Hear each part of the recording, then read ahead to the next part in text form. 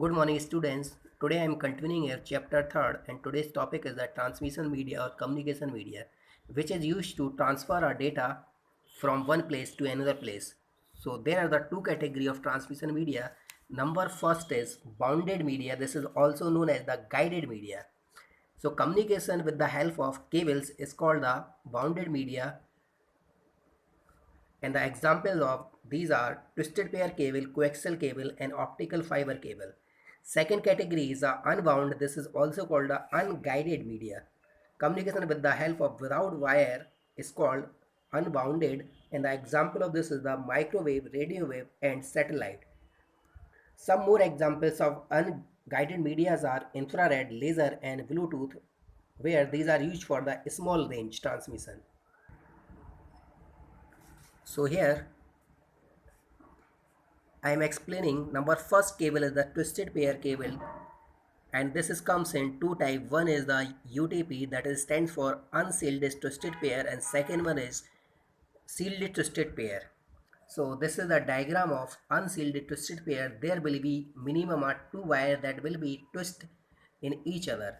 This will contains a one conductor or copper wire. After that there will be an insulation of different color, and this is an example of shielded twisted pair cables. There will be inside a twisted pair cables, then in between twisted pair unshielded twisted pair cables and plastic jacket there will be a shielding for protection the noise signal. So twisted pair cables are the cheapest in the market, and this will not use for a long range transmission because noise signal will be easily entered in this cable. So the advantages of this cable, it is simple, it is physically flexible, it can be easily connected, it is a low weight, and it is very inexpensive. The major disadvantage of this cable is because of the high attenuation, it is capable carrying a signal over a long distance, so we require repeaters, and this is not for a broadband communication because it has the low bandwidth and it supports the maximum data rates 1 Mbps without conditioning. Second category of cable is this is the coaxial cable, which is used in cable TV network.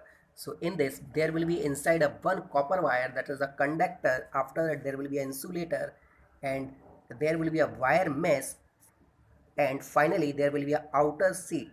So this cable is used for a broadband communication, and we can transfer our data from one place to another place from 100 meter to 500 meters without using any repeater.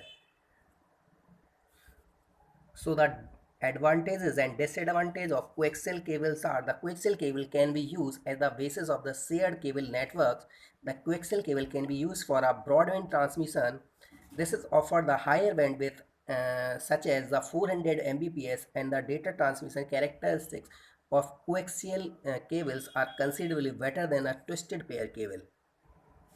And third category of the cable is that is called the optical fiber cable. In this cable data is transferred in the form of optics, or means lights form, so noise signal cannot be entered in this cable. There is the 100% guarantee to transfer the data from one place to another place.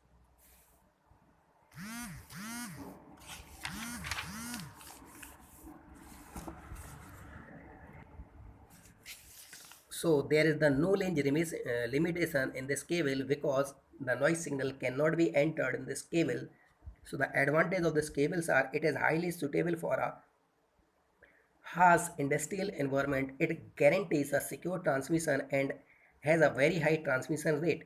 It is immune to electric and magnetic interference because it uses the light signal.